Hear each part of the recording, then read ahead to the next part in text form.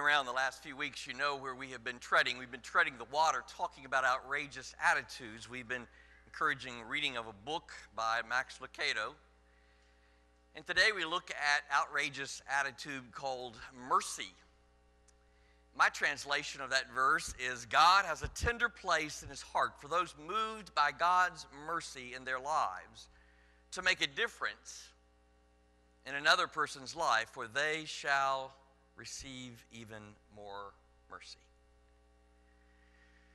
If you've got your outline, you want to follow along today, you've been given an extra little guideline. For those of you who don't know, you will not miss an outline blank today. Why? Because they're already filled for you. This is the Primer 101. If you have one that's not filled, then see me after the service. You were chosen just right.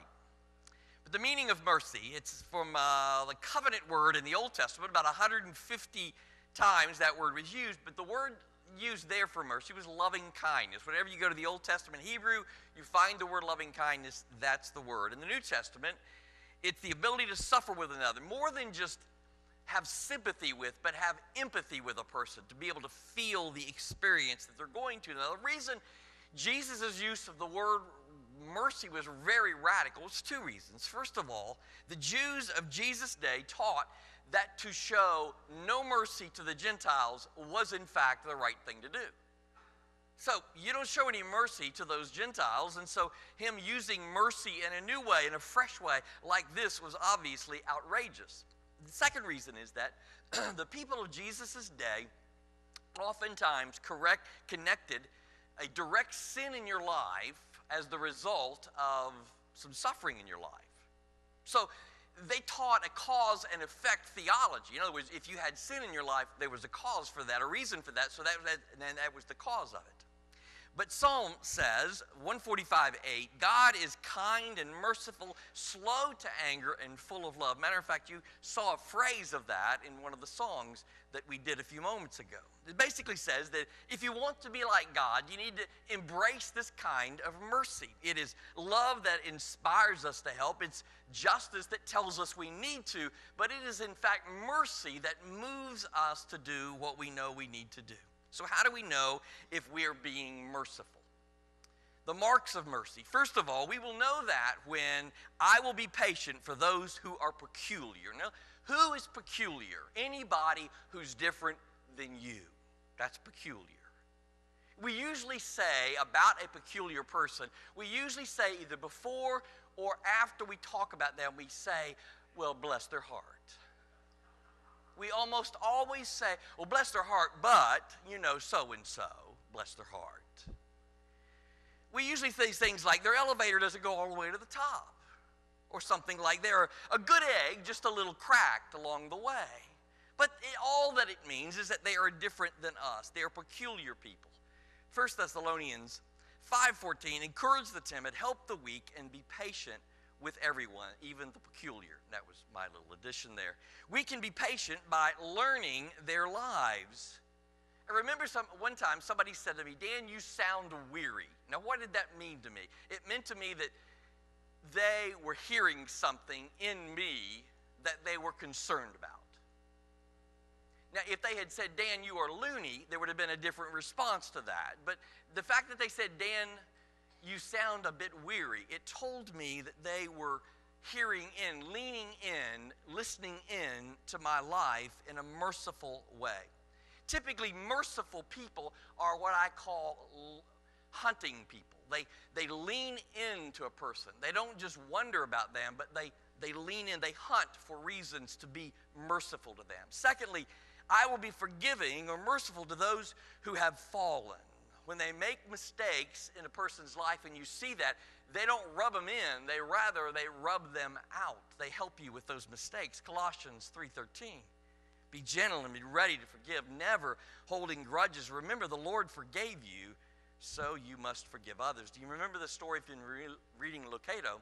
You remember the story that he told about the woman who, let me just read the letter. I caught my husband making love to another woman, and he swore it would never happen again. He begged me to forgive him, but I could not. I would not. I was so bitter.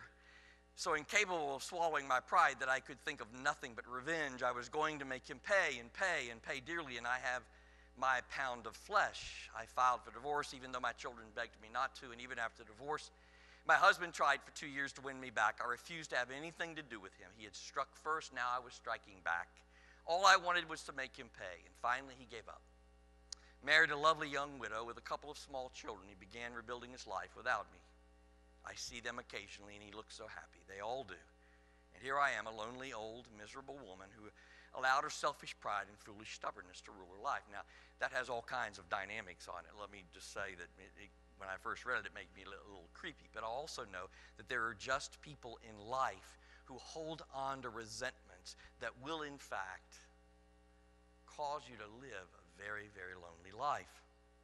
Thirdly, I will be healing with those who are hurting. Now here I want to make a little of a distinction, and that is Proverbs says, wherever you possibly can, do good to those who need it. Now I'm going to make a little bit of a distinction there. Not just do something good, but connect with them in a way that really does good.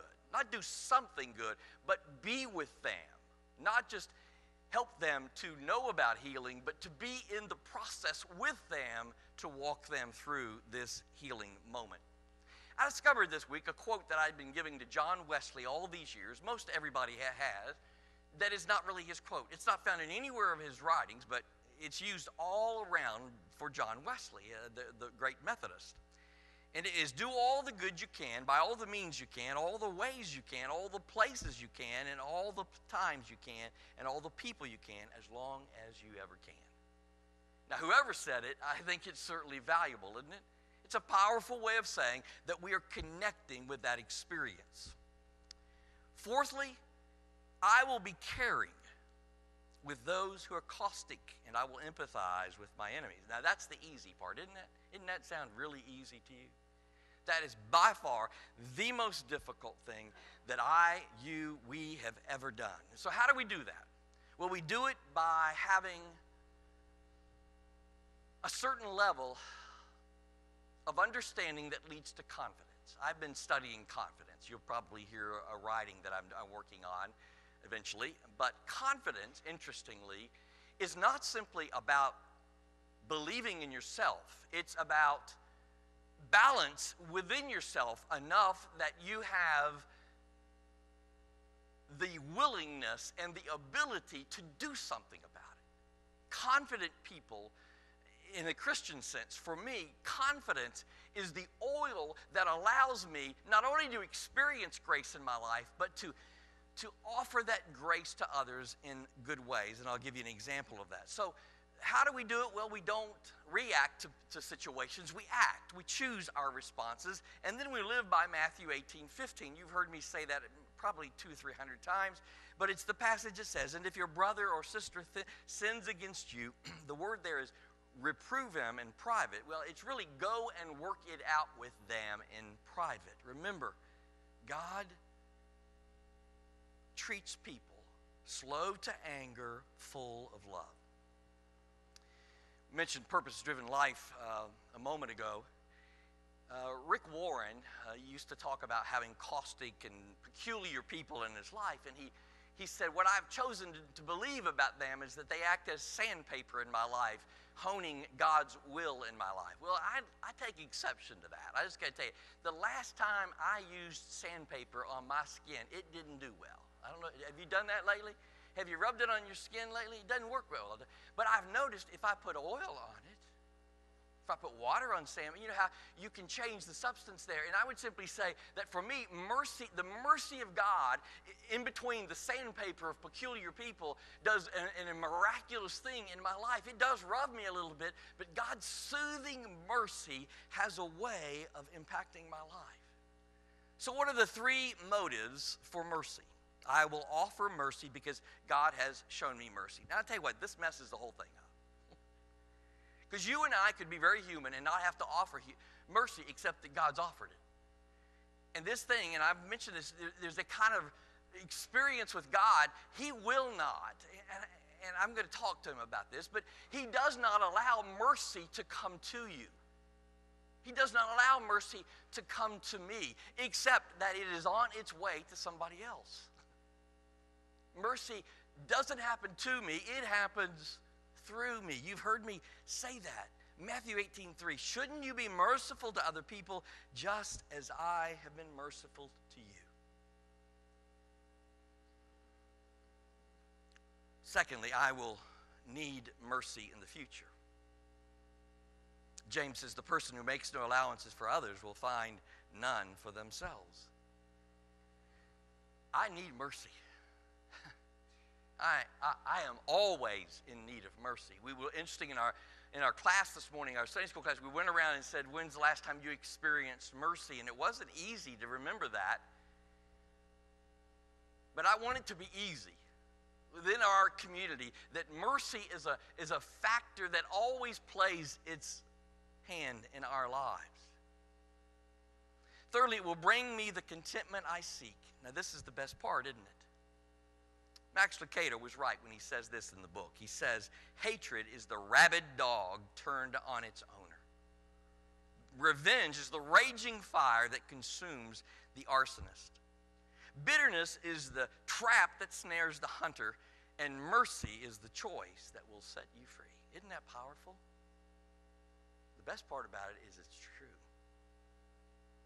Let me tell you about that bitterness. I did some writing when I was on vacation, and I remembered a fellow by the name of John Weegent. John was a member of the church, my first full-time church in Winchester. We just gotten there. I was just enjoying getting to know all the people. Neva and I were standing at the back door, and everybody was telling me how wonderful I was. You know, I'd been there 2 weeks, so they knew exactly how wonderful I was. And so they're coming through, and I'm just enjoying the adulation and wonder of it all. And this gentleman comes through by himself. He looks at me, and he says, well, I won't be staying here much longer. I said, excuse me? He says, I won't be staying here much longer. I said, why is that? Why would you not? He says, because your name's Francis. I said, excuse me?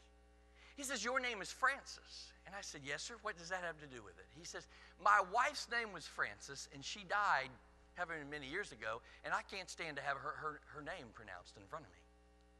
I said, really? I said, you do know her name was spelled differently than mine.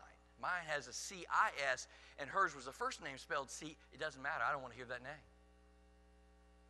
Now, that was a man who was frozen in bitterness. I'd love to tell you there was a wonderful ending to that. He left the church because he could not stand to hear his wife's name. And by the way, it wasn't his wife's name. Proverbs 11:17, your own soul is nourished when you are kind. It is destroyed when you are cruel. There were two more things I want to tell you. John Claypool tells about a 14-year-old boy by the name of Billy in a church in Tennessee who steals a car and breaks into 3 country stores.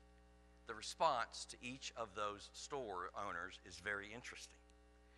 He says, the first owner said, well, boys will be boys. The second owner said, teach that boy a lesson. And the third was the lady who was the poorest of them all, who had been the most hurt by his theft. And the judge asked her what he should do, and she said, I want you to sentence him guilty. I want you to suspend his sentence and to give him to me on probation for a year. Now imagine that.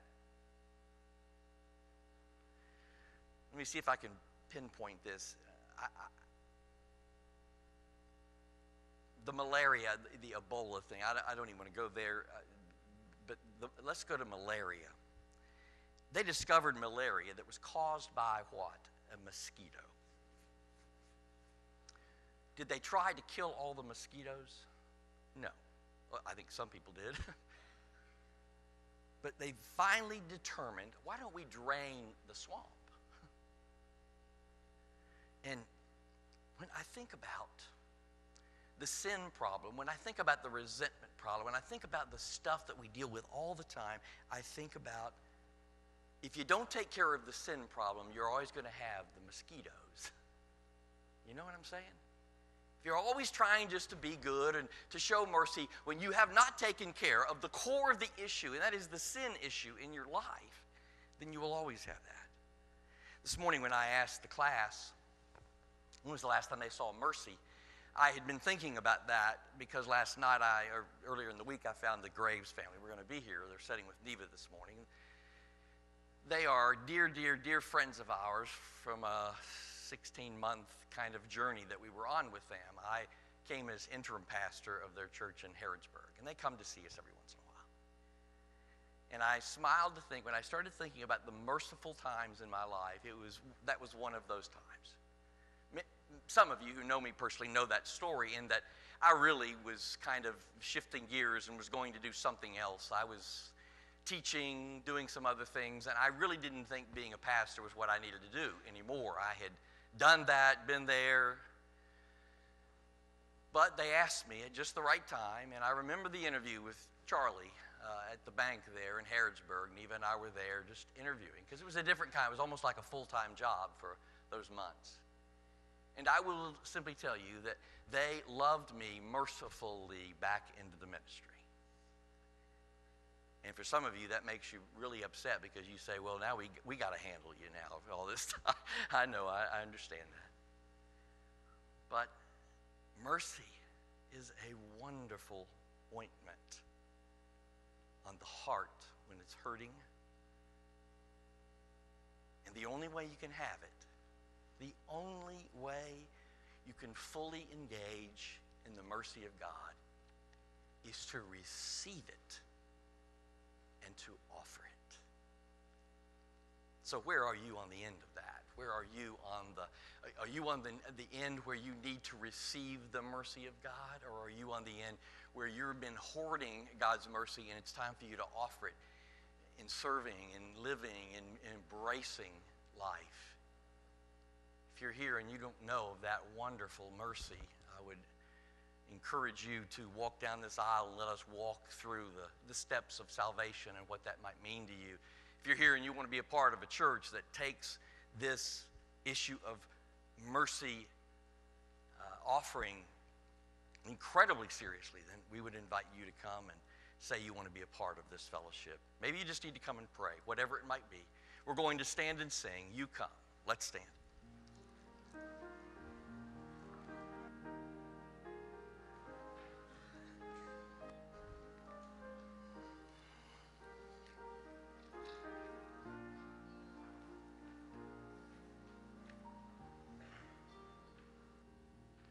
Just as I am, without one plea, but that thy blood was shed for me, and that thou bidst me come to thee, O Lamb of God.